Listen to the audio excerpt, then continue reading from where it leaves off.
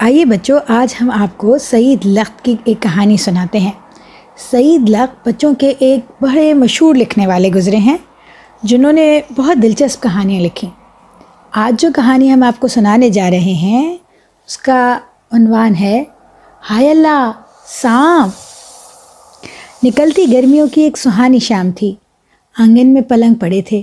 امی جان اور خالہ جان پڑوسنوں کے جھرمٹ میں بیٹھی حسب دستور تیری میری برائیاں کر رہی تھیں۔ سب کے منہ میں پان ٹھنسے تھے، ساتھ ہی سروتا بھی مدھر تانے اڑا رہا تھا۔ نارنگی کے پیڑ کے پاس ہم محلے کے بچوں کو عامل معمول کا تماشا دکھا رہے تھے۔ ہم عامل تھے اور ہماری خالہ زاد بہن سیما معمول۔ ہم ابا جان کی کالی اچکن پہنے ہوئے تھے اور ہاتھ میں ایک ڈنڈا تھا۔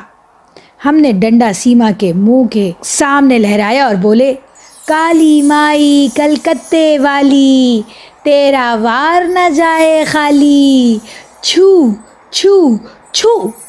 اور سیما جھوٹ موٹ بے ہوش ہو کر پلنگ پر گر پڑی۔ ہم نے اس کے اوپر چادر ڈال دی اور بچوں سے بولے، دیکھیے صاحبان، کیا ہی کنڈل مار کے بیٹھا ہے جوڑا سانپ کا۔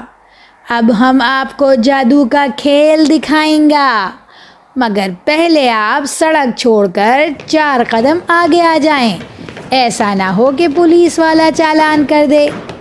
ٹھیک ہے، اب بچہ لوگ زور سے تالی بجائے۔ اور بچہ لوگ نے اتنی زور سے تالیاں بجائیں کہ امی جان چیخ کر بولی، اے بیٹے کبھی تو چین سے بیٹھا کر، توبہ ہے، سارا گھر سر پر اٹھا رکھا ہے، موئی چھٹیاں کیا آتی ہیں، میری جان کو مصیبت آتی ہے۔ یہ کہہ کر آپ ایک پڑوسن کی طرف مڑی اور بولی، ہاں تو سروری، میں کیا کہہ رہی تھی؟ ارے ہاں، یاد آیا، اس موئے ماسٹر رحمت علی کا ذکر تھا۔ بہن اس کی مثل تو وہ ہے کہ ایتر کے گھر تیتر، باہر باندھوں کے بھیتر۔ اوچھے آدمی کو خدا پیسے دیتا ہے تو وہ اتراتا پھرتا ہے۔ امی جان کی گاڑی نے پٹڑی بدلی تو ہم نے پھر کھیل شروع کر دیا۔ ہاں تو مہربان، دیکھیے ہم نے اس لڑکی پر جادو کیا ہے، اب اس کا دماغ آئینے کے مافک ہو گیا ہے۔ ہم اس سے جو پوچھیں گا وہ یہ بالکل سچ سچ بتائیں گا۔ یہ کہہ کر ہم سیما سے بولے، اے لکڑی، آئی ایم سوری، اے لڑکی بتا تو کون؟ سیما بولی، معمول۔ ہم بولے، اور ہم کون؟ بولی، نامعقول۔ ہم نے اس کے پیر میں چٹکی لی تو چیخ کر بولی، عامل عامل۔ ہم نے کہا، شاباش، اب بتا، جو پوچھیں گا بتائیں گا؟ وہ ناک میں بولی، بتائیں گا۔ ہم بولے، جو کھلائیں گا وہ کھائیں گا؟ بولی، جوتے نہیں کھائیں گا، باقی سب کچھ کھائیں گا۔ ہم بولے، کھانے سے پہلے یہ بتا کہ یہ لڑکا کون ہے؟ بولی، آئی ایم سوری، آپ نے اتنی موٹی چادر اڑا دی ہے کہ ہم کو دکھائی نہیں دیتا، باریک چادر اڑائیے پھر بتائیں گا۔ سب بچے کھلکھلا کر ہنس پڑے۔ ہم نے کھڑے ہو کر سر کھجایا اور سوچنے لگے بات کس طرح بنائیں کہ ایک دم گڑبڑ مچ گئی۔ ہمارا چھوٹا بھائی مسعود کمرے میں سے بھاگتا ہوا آیا۔ خوف کے مارے برا حال تھا، آنکھیں پھٹی ہوئی تھیں اور منہ سے جھاگ نکل رہا تھا۔ آتے ہی چیخ مار کر پلنگ پر چڑھ گیا اور بولا، گھگ گھگ گھگ گھگ۔ تمام عورتیں گھبرا گئیں۔ امی دوڑی دوڑی آئیں اور بولی، میرے لال، میری جان، ماں صدقے، ماں قربان، بتا تو صحیح کیا ہوا؟ مسعود میاں آنکھیں اور منہ دونوں پھاڑ کر بولے، گھگ گھگ گھگ گھگ۔ امی سر پیٹ کر بولی، ہے کس آفت بلا سے ڈر گیا ہے؟ اللہ کی امان، پیروں کا سایہ، دوست شاد دشمن ناشاد، نیکی کا بول بالا، بدی کا منہ کالا، بسم اللہ الرحمن الرحیم، یاسین والقرآن الحکیم۔ خالہ جان بولی، اے آپا ہوش کے ناخن لو، یاسین تو مرتے وقت پڑھتے ہیں۔ مسعود کی گھگی بنی ہوئی تھی۔ ہم جب لاکھ پوچھنے پر بھی اس نے کچھ نہ بتایا تو ہم نے لپک کر 2 چپت رسید کیے۔ آپ منہ بسور کر بولے، مارتے کاہے کو ہو؟ کہہ تو رہے ہیں کہ اندر کمرے میں سانپ ہے، کرسی کے نیچے۔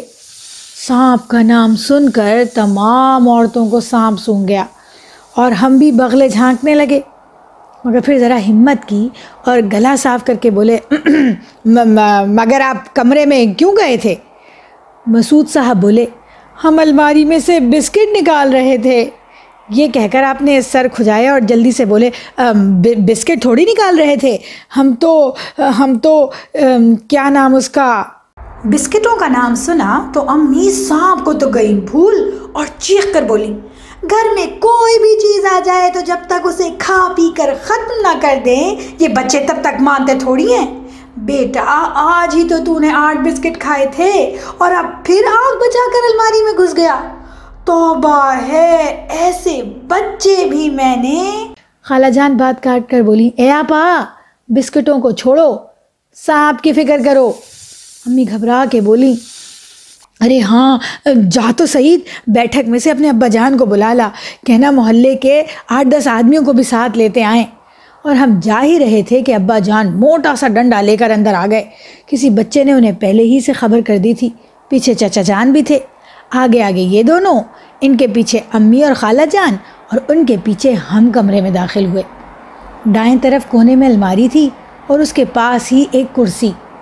برآمدے میں سے ہلکی ہلکی روشنی اندر آ رہی تھی اور اس دھندلی روشنی میں ہم نے دیکھا کہ کرسی کے نیچے ایک پتلا سا کالا سیاہ ناگ کنڈلی مارے بیٹھا ہے۔ ہمیں غش آنے کو تھا کہ ابا جان نے آگے بڑھ کر کمرے کی بتی جلا دی۔ سارا کمرہ روشنی سے جگمگا اٹھا۔ امی جان نے اپنا وظیفہ شروع کر دیا، اللہ کی امان، پیروں کا سایہ۔ ابا جان لاٹھی ہاتھ میں پکڑے آہستہ آہستہ کرسی کی طرف بڑھے اور سانپ کو لاٹھی میں لپیٹ کر اوپر اٹھا لیا۔ مگر یہ کیسا سانپ تھا؟ نہ تو وہ تڑپا اور نہ اس نے بل کھایا، لاٹھی کے ساتھ اس طرح چلا آیا جیسے رسی ہو۔ ابا جان نے اسے ہاتھ میں پکڑ لیا اور بولے لا حول ولا قوت، یہ تو ازار بند ہے۔ اب تو اتنے قہقہے پڑے کہ کان پڑی آواز نہ آئی۔ مسعود میاں جھینپ کر بولے ہم نے دیکھا تھا تو یہ سانپ تھا، اب اس نے بھیس بدل لیا ہے۔ اس ہڑبونگ میں رات کافی گزر گئی تھی۔ محلے کی عورتیں ایک ایک کر کے چلی گئیں اور ہم سب اپنی اپنی چارپائیوں پر لیٹ گئے۔ امی نے زور کی جمائی لی اور بولی سعید میاں تمہارے سرہانے تپائی پر میں نے پانی کا جگ اور گلاس رکھ دیا ہے، رات کو پیاس لگے تو مجھے مت اٹھانا بیٹا، ماشاءاللہ 12 سال کے ہو گئے ہو، ابھی تک ڈرتے ہو۔ سیما کھوں کھوں کر کے ہنسی تو ہمیں بہت غصہ آیا۔ بولے امی میں ڈرتا تھوڑی ہوں، میں تو یہ سوچتا ہوں کہ آپ کو بھی پیاس لگی ہوگی، جائیے آج سے میں آپ کو نہیں اٹھاؤں گا۔ ابا جان بولے میرا بیٹا بڑا بہادر ہے۔ اور کیا، ہم سینہ پھلا کر بولے بڑا ہو کر میں تھانے دار بنوں گا اور سب سے پہلے سیما کو حوالات میں بند کروں گا۔ سیما نے چادر تان لی اور بولی تھانے دار نہیں تو جمع دار ضرور بنو گے۔ یہ کہہ کر ہنسی اور آہستہ سے بولی بھنگیوں کے۔ ہم بھنا کر ایک دم اٹھ کر بیٹھ گئے اور تڑک کر بولے دیکھیے امی جان اسے سمجھا لیجیے ورنہ۔ ابا جان نے کہا بس اب پانی پت کی چوتھی لڑائی شروع ہو جائے گی، چلو سیما تم شمال کی طرف منہ کرو اور سعید میاں تم جنوب کی طرف۔ اب کوئی بولا تو اس کی خیر نہیں، شب بخیر۔ ہم نے جواب دیا شب بخیر اور آہستہ آہستہ نیند کے آغوش میں چلے گئے۔ اور آدھی رات کو ہم سوتے سوتے ایک دم چونک اٹھے، بالکل چت لیٹے ہوئے تھے۔ چندہ ماموں کی صاف اور چمکیلی روشنی میں نیند کی ماتی ادھ کھلی آنکھوں سے ہم نے دیکھا کہ ایک نہایت ہی کالی سیاہ موٹی سی لمبی سی چمکیلی سی چیز ہمارے سینے پر رینگ رہی ہے۔ پہلے تو سوچا کہ یوں ہی پڑے رہیں، لیکن وہ چیز، وہ کالی سیاہ اور چمکیلی سی چیز دھیرے دھیرے گردن کی طرف آ رہی تھی۔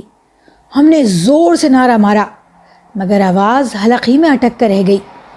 آخر بڑی مشکل سے ہمت کی اور ایک دم اس کالی سیاہ چمکیلی اور موٹی سی چیز کو دونوں ہاتھوں میں پکڑ لیا اور زور سے بولے گھگ گھگ گھگ گھگ۔ ہمارے پاس ہی امی جان اور خالہ جان کے پلنگ تھے اور کچھ دور ابا جان سو رہے تھے۔ تینوں گھبرا کر اٹھ بیٹھے۔ امی نے ہمیں سینے سے چمٹا لیا اور بولی کیا ہوا میرے بیٹے، کیا ہوا میرے لال؟ ہم بتاتے کیا خاک، ڈر کے مارے ہوش و حواس گم تھے، بس گھگ گھگ گھگ گھگ کیے جا رہے تھے۔ امی جان نے فوراً اپنا وظیفہ شروع کر دیا، اللہ کی امان، پیروں کا سایہ، دوست چاد، دشمن ناشاد۔ ابا جان نے ڈانٹ کر پوچھا بولتا کیوں نہیں، آخر ہوا کیا؟ یہ سیما کی چٹیا کیوں پکڑ رکھی ہے، اسے تو چھوڑ۔ سب لوگ پریشان تھے مگر سیما منہ میں دوپٹہ ٹھوسے ہنسنے کی کوشش کر رہی تھی۔ آخر یہ معاملہ کیا ہے؟ ابا جان جھلا کر بولے، اس کے ہاتھ میں سیما کی چٹیا کیسے آئی، اور آئی تو اس نے شور کیوں مچایا، اور شور مچایا تو اب خاموش کیوں نہیں ہوتا؟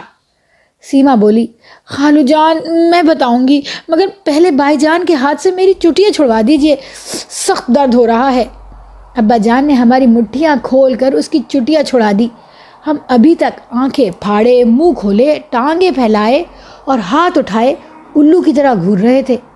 سیما بولی بات یہ ہوئی خالو جان کہ مجھے لگی پیاس، میں پانی پینے کے لیے بھائی جان کے سراہنے آئی، گلاس میں پانی بھرا اور ان کی چارپائی پر بیٹھ کر پینے لگی۔ اتفاق سے میری چٹیاں ان کے سینے پر پڑ گئی، یہ سمجھے کہ سانپ ہے اور خواہ ڈر گئے۔ لا حول ولا قوت۔ ابا جان ہنسنے لگے۔ خالہ جان بولی بیٹی تیری چٹیاں بھی تو 10 گز لمبی ہے، توبہ، ایسے بال بھی ہم نے کسی کے نہیں دیکھے، جا اب جا کے سو جا۔ صبح ہوئی تو ہم نے سیما کی خوشامد کی کہ اس واقعے کا کسی سے ذکر نہ کرنا، مگر توبہ، وہ سیما ہی کیا جو مان جائے۔ اس نے سارے محلے کو یہ بات بتا دی اور ہوتے ہوتے ہمارے اسکول کے لڑکوں کو بھی ہماری بہادری کا یہ قصہ معلوم ہو گیا، اور کئی مہینوں تک ہم شرم سے سر جھکائے جھکائے پھرے۔